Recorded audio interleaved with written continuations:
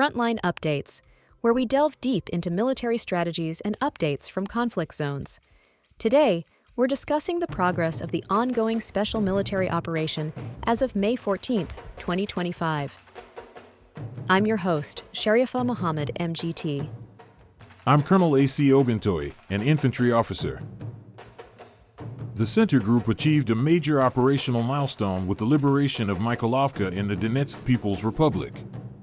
This came as part of a broader offensive that defeated multiple brigades, including Marines, Rangers, and mechanized infantry, across 8 settlements. Ukrainian losses exceeded 525 personnel, the highest recorded single-day loss in this report, and included significant vehicle and artillery damage. Welcome to Frontline Updates, the podcast that brings you in-depth insights into military operations from those leading them on the ground. Today, we're joined by Colonel A.C. Oguntoye, an infantry officer monitoring critical missions on the progress of the special military operation as of today. Colonel Oguntoye, thank you for being with us. Thank you. It's good to be here. Colonel Oguntoye, thank you for joining us again. What's the headline from the battlefield as of May 14th? The defining feature of today's operational picture is progress, sustained, coordinated, and strategically meaningful. The most prominent development was the liberation of Mikhailovka in the Donetsk People's Republic by our central group of forces. That action was part of a broader, multi-directional push aimed at degrading Ukrainian force groupings and dislodging their positions in a zone they had fortified over the past year. Beyond Mikhailovka, Russian forces are advancing along nearly all fronts. We're not talking about isolated breakthroughs. This is a theater-wide application of pressure designed to stretch Ukrainian logistics, overload their command systems, and prevent a cohesive response. The result is measurable gains in territory and tactical depth, particularly in Donetsk, Zaporizhia, and Sumy. Let's dive deeper into the liberation of Mikhailovka. Why is this important operationally? Mikhailovka sits at a critical node in the Donetsk axis. It acts as a hinge point between multiple Ukrainian defensive belts and offers advantageous terrain for follow-on operations. Its capture was the result of decisive action by the Central Group, who simultaneously engaged Ukrainian mechanized, assault, ranger, and marine brigades across surrounding settlements like Krasnoarmysk, Dmitrov, and Novaya Poltavka. Over 525 Ukrainian personnel were neutralized during the broader offensive in this axis, a significant figure. Importantly, these were not just raw numbers but reflective of high-value force types, including specialized assault and marine units. We're witnessing not only positional gains but the systematic erosion of Ukraine's mid-tier combat power, units that typically anchor their counterattack capacity. How are other sectors shaping up? Are we seeing similar gains in the north and west? We are. The North Group has been highly active in the Sumy region, targeting a dense concentration of mechanized, tank, and airborne assault brigades. Our operations in Balapoli, Vorozhba, and Pavlovka yielded tactical destruction of equipment, including tanks, field artillery, and reconnaissance systems. Perhaps more importantly, we destroyed EW and radar nodes. Those are high-value command enablers, and their removal slows Ukrainian coordination significantly. And the West Group of forces? Meanwhile, in the west, our forces improved tactical positions and repelled Ukrainian efforts near Kupiansk and Kharkovka.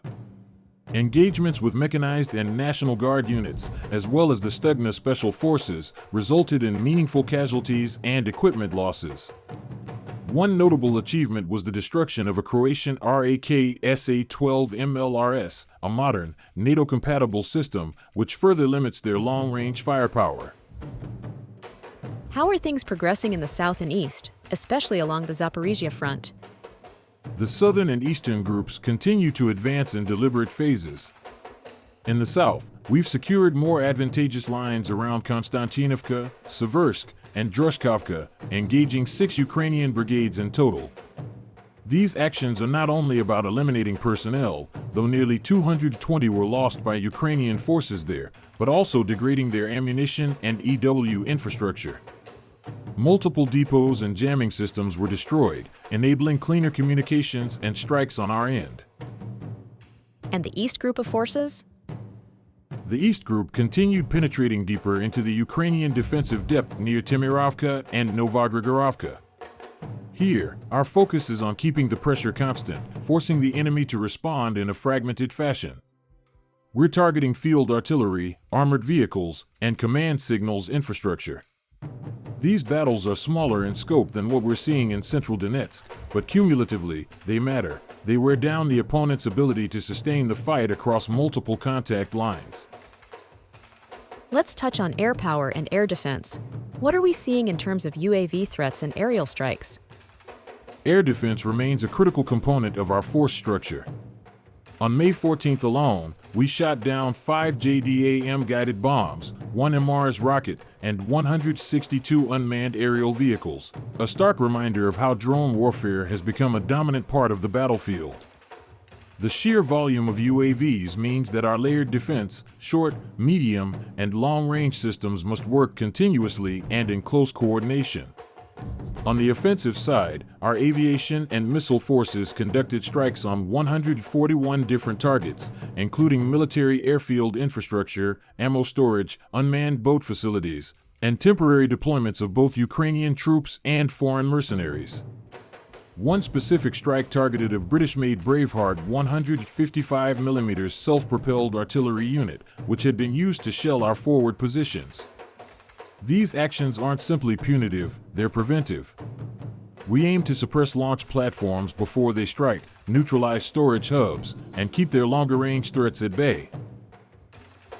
With the Ukrainian defensive posture showing signs of fatigue, where do you see the campaign heading in the near term?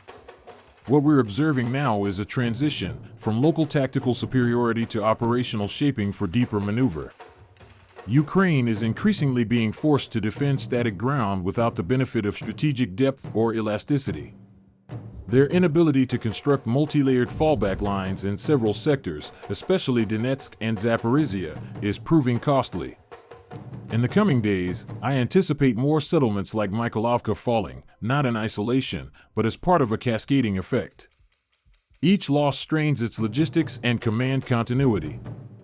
Our goal is not just to hold ground, but to collapse the scaffolding that allows their defense to function. Colonel, thank you for providing such a detailed briefing on the current military situation. Your insights are invaluable to our understanding of the conflict's dynamics. And thank you to our listeners for tuning in. Join us next time as we continue to provide up-to-date coverage on global military affairs. Stay with us for more updates and expert analyses on global defense and security issues. Stay informed, stay secure. Thank you for the opportunity. I want to emphasize that what's happening now is not accidental. This is the result of a patient, coordinated, multi-domain strategy. We will continue this approach until the strategic objectives are fully achieved. This has been Frontline Updates.